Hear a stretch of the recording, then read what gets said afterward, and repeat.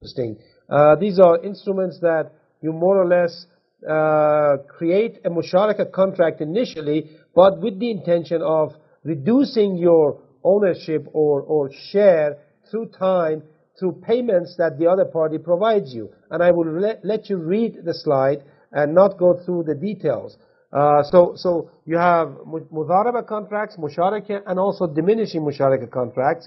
Also, you have mudara contract, which more or less deals with agricultural related products and contracts. As you can see, it refers to a contract between an owner of a piece of agricultural land and a farmer for farming it in return of percentage of its crop. And the Islamic financial institutions more or less provide the farmer's land, and the farmer works, and more or less, as is mentioned, they split the profit. Then you have musaga contracts, which is again a form of agriculturally related contract, and in this case, you can read, it says, it is a form of muzara contract with this specification that the Islamic financial institution or the investor provides farmers, orchards, gardens, or trees for harvesting on the crop sharing feature. Now, let's go to the trade-based instruments. We deal with murabaha contracts, which you are probably familiar, very similar to a cost-plus structure. It is a sale agreement under which the seller purchases goods desired by a buyer and sells them to the buyer at an agreed markup price, with payments being deferred, meaning I more or less buy a product that you need, and I jack up the price for the service that I'm providing, and I sell it back to you. More or less, I provide the financing, and you provide the payments for me. Salam contract, or as it's said in Iranian, they say salaf contract. These are more or less, in Arabic, as you know, we refer to it as bay' salam. It means an advance payment for a forward buying. I pay you now for delivery of a good or product, let's say 6 months from now. So the payment is made now, the delivery is done in the future. Very much like a forward contract, with the condition that payments are all made initially. So it is a kind of derivative-based structure or contract also. You can use salam for hedging yourself or risk management purposes, which I will briefly mention later on.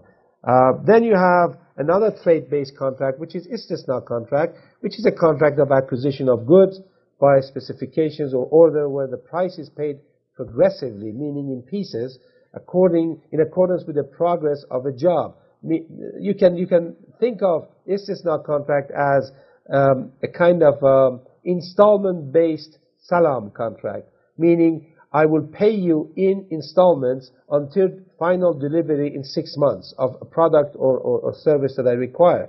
So it is again a form of derivative-based contract with derivative features attached to it, and it definitely can be used for risk management purposes in Islamic contracts. Another trade-based contract is the ijara or leasing contracts, which you know, where the utility of a particular property, it has to be a real, valuable, identifiable, and quantifiable physical asset, and not a consumable asset. These are the Islamic principles that have to be applied for it to be an Islamic ijara or leasing contract. In other words, I emphasize a real, valuable, identifiable, and quantifiable physical asset. You cannot have these derivative on derivative structures that you see in non-Islamic world, meaning you create option on options and then you trade them, and then you might start creating an asset on paper and then try to lease it or rent it or whatnot.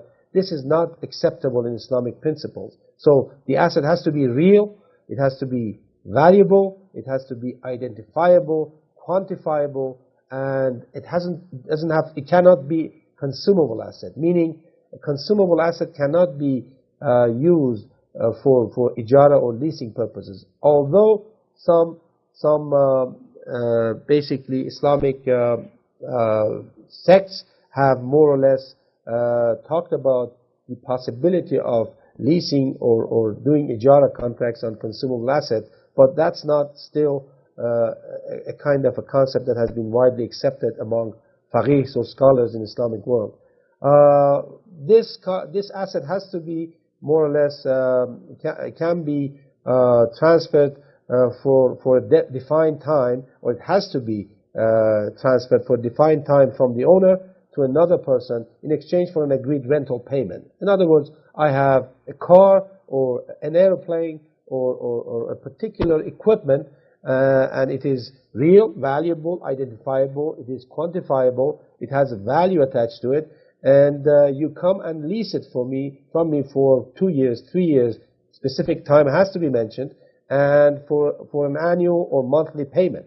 Very straightforward, simple structure, which is basically the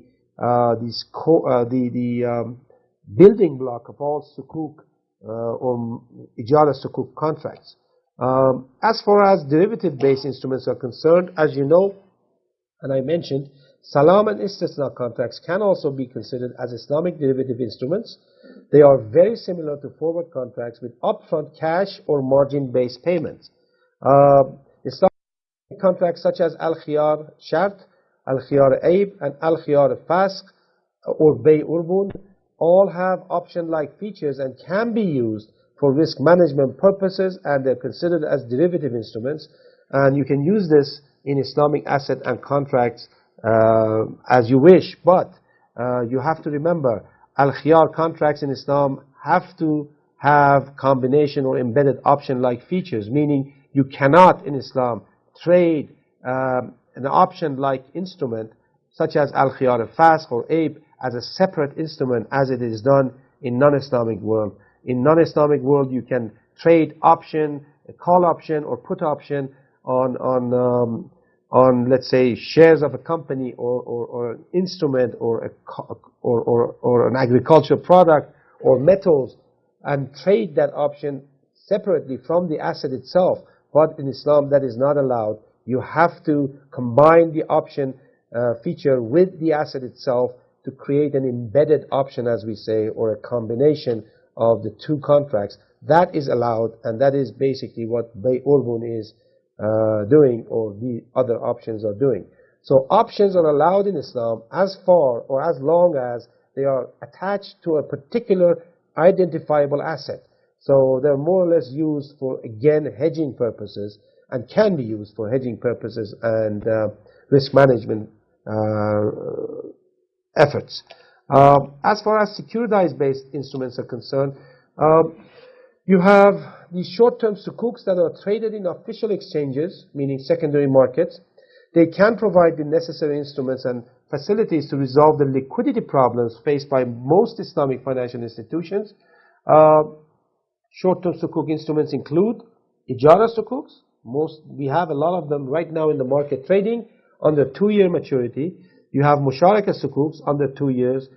This is more or less a new instrument that is developing. Most of them have been more or less long-term. They haven't been money or market instruments. You have mudaraba sukuk. Not too many of them are in the market. There are some, but not as widely accepted yet. Then you have salam sukuk, which are in the market. In Bahrain, you have a lot of them traded in the market. Istisna sukuk, some are in the market, not very widely used yet. And then we go to the more or less medium to long-term sukuk-based instruments, which are again securitized-based instruments in Islam.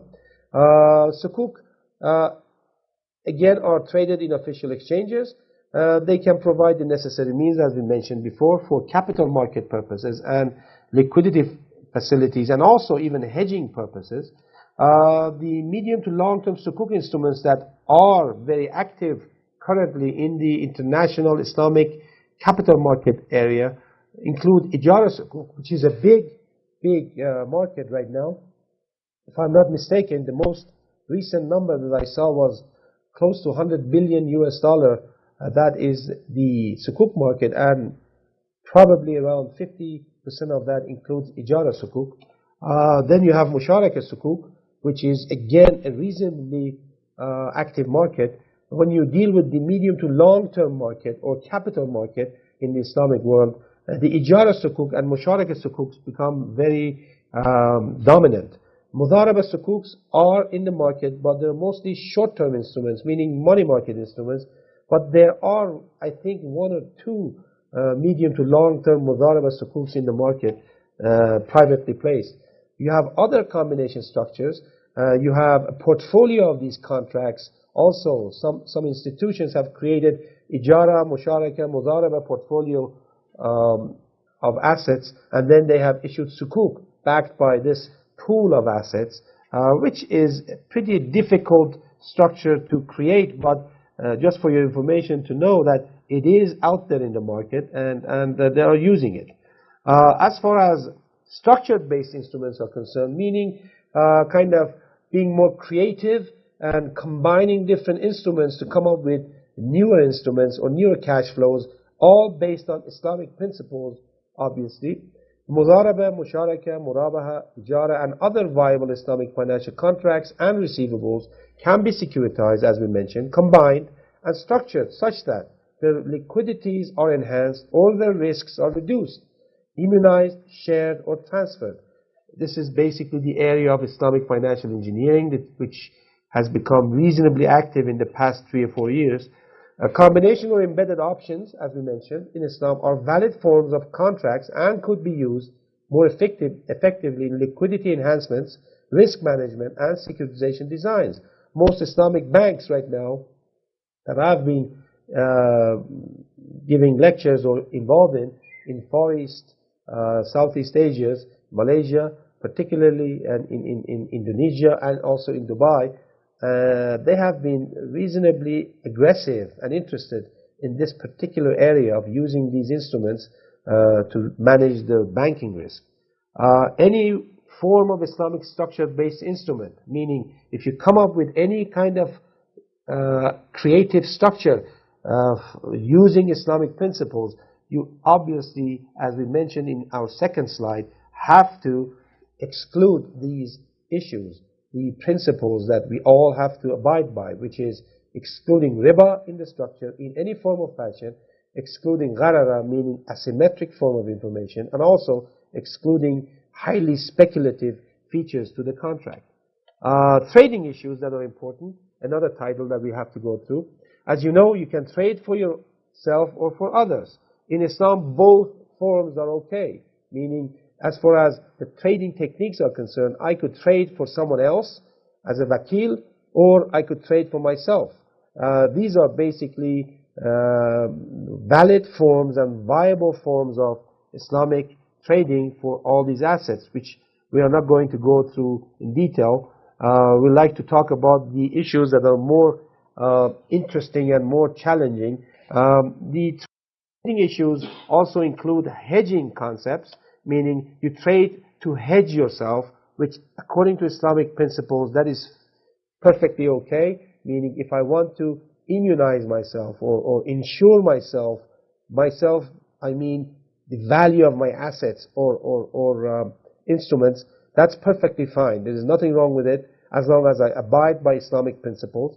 The concept of hedging is well accepted in Islamic world. You can also trade to speculate, meaning you want to buy and sell using some sort of arbitrages that exist in the market. Let me go through it in more detail. When you do hedging, it means you are more or less using to immunize or ensure the value of your asset, which is fine. But when you're speculating, it is used to take advantage of a price disparity of an asset in one market. Meaning I am trading in London or in Dubai or in Bahrain or in Tehran or in Jakarta or whatever, and there is particular asset that I would like to buy and sell it because I feel it is undervalued. It is fine to do that as long as you do your analysis, you do your more or less understanding of the asset, but and this kind of trading helps stabilizing and causing price equilibrium of an asset in one market. But you see, I've put conditional okay, meaning you can do this as long as you don't start acting like a gambler, meaning I buy now, sell it in 2 hours. I mean, what kind of an analysis would allow someone to be able to figure out the price is far away from real value in 2 hours? That's just impossible. So that's more or less moving with the wave.